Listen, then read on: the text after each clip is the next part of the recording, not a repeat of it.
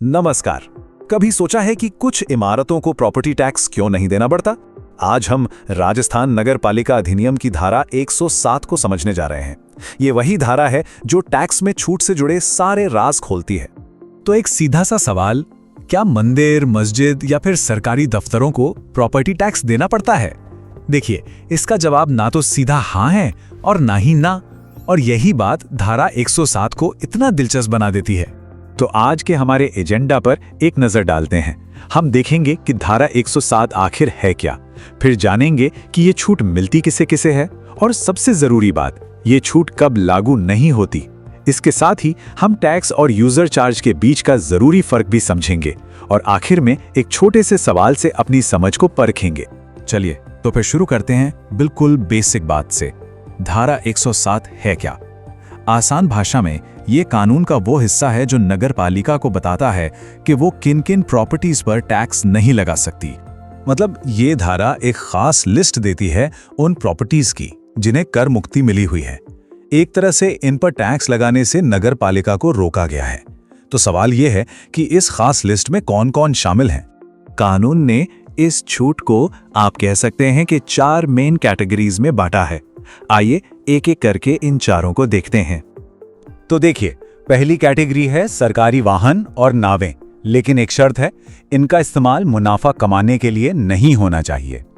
दूसरी कैटेगरी है सार्वजनिक पूजा स्थल, मतलब मंदिर, मस्जिद, चर्च, पर इनका इस्तेमाल सिर्फ पूजा के लिए हो। तीसरी शमशान या कब्रिस्तान, और चौथी धर्मार्थ कामों के लिए इस्तेमाल होने वाली प्रॉपर्टी, जैसे कोई अनाथालय या चैरिटेबल हॉस्पिटल। लेकिन कहानी में एक बहुत जरूरी मोड़ है। अब हम इस धारा के उस हिस्से पर आते हैं जहां ये सारी छूट, ये सारी इम्यूनिटी खत्म हो जाती है।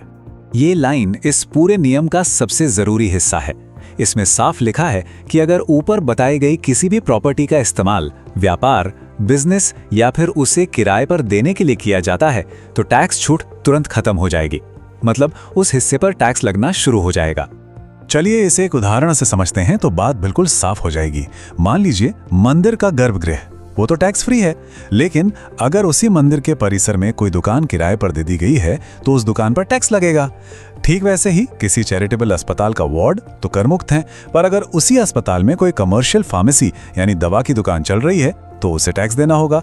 मतलब सब कुछ इस्तेमाल पर निर्भर करता है। अच्छा, अब एक और बहुत ही अहम बात को समझते हैं, और वो है टैक्स और यूजर चार्ज के बीच का अंतर। ये एक ऐसा कंफ्यूजन है जिसे ये धारा पूरी तरह से क्लियर करती है। तो यूजर चार्ज क्या है? ये किसी खास सर्विस के बदले लिया जाने वाला एक शुल्क है, जैसे कि पानी का बिल या कचरा उठाने की फीस। ये कोई जनरल टैक्स नहीं है, ये एक सर्विस की कीमत है। और यहीं पर सबसे जरूरी बात आती है कि धारा 107 की छूट सिर्फ और सिर्फ टैक्स पर मिलती है, यूजर चार्ज पर नहीं। इसका सीधा सा मतलब ये हुआ कि किसी मंदिर या सरकारी दफ्तर को प्रॉपर्टी टैक्स से भले ही छूट मिल जाए, लेकिन उन्हें पानी का बिल और सफाई का चार्ज तो देना ही पड़ेगा। ठीक है, तो अब तक हमने जो कुछ भी समझा है उसे परखने का समय आ गया है। आपके सामने एक सवाल है।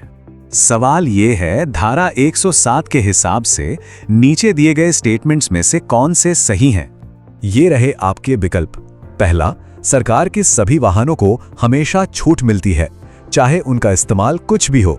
दूसरा, पूजा स्थल का कोई हिस्सा किराए पर देने पर वो हिस्सा टैक्सेबल हो जाएगा। तीसरा, श्मशान या कब्रिस्तान टैक्स से मुक्त हैं। और चौथा, धारा 107 की छूट यूजर चार्ज पर भी लागू होती है। थोड़ा सोचिए जरा, इन सभी पॉइंट्स पर हमने अभी अभी बात की है। क्या लगता है? सही जवाब है बी, यानी कथन 2 और 3 सही हैं।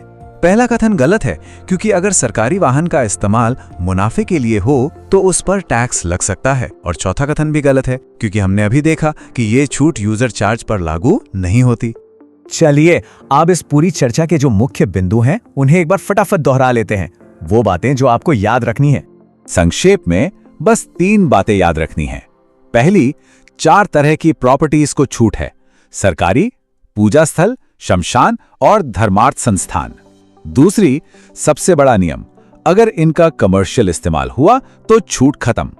और तीसरी, ये छूट सिर्फ टैक्स पर है, यूजर चार्ज पर बिल्कुल नहीं। अगर इस तरह के सीधे और साफ विश्लेषण आपको पसंद आते हैं तो स्मार्टेस्ट सिंपल को लाइक, शेयर और सब्सक्राइब करना बिल्कुल ना भूलें। और हाँ, हमारे रोजाना आने वाले सुजस सार करंट अफेयर्स वीडियो को भी जरूर देखिएगा। और आखिर में एक सवाल आपके लिए जो आपको सोचने पर मजबूर करेगा। अब जब आप ये नियम जान गए हैं, तो क्या अपने आसपास कोई ऐसी संपत्ति नजर आती है जो शायद गलत तरीके से इस टैक्स छूट का फायदा उठा रही हो?